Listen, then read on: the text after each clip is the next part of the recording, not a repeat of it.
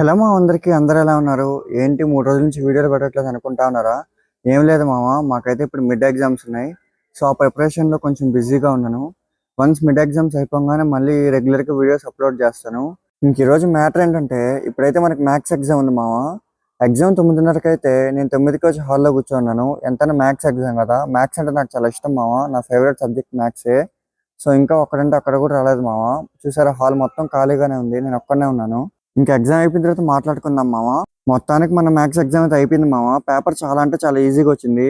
అంటే నేను మంచిగా ప్రిపేర్ అయ్యాను కాబట్టి ఈజీ. ప్రిపేర్ అవ్వని వాళ్ళకైతే కష్టం మామ. మోస్ట్లీ పేపర్లో అన్ని కాన్సెప్ట్స్ అయితే కవర్ చేశాడు. ఇదే మా మ్యాథ్స్ పేపర్. మాకు ఇది థర్డ్ సెమిస్టర్ మామ. థర్డ్ సెమిస్టర్ అంటే M3లో మాకు ప్రాబబిలిటీ అండ్ ర్యాండమ్ వేరియబుల్స్ మీద అయితే సిలబస్.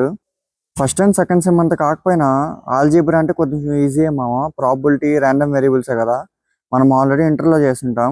సో ఇంక ఎగ్జామ్ అయిపోయిన తర్వాత రూమ్కి వెళ్ళి మళ్ళీ మనకి మధ్యాహ్నం అయితే డేటా స్ట్రక్చర్స్ ఎగ్జామ్ ఉంది.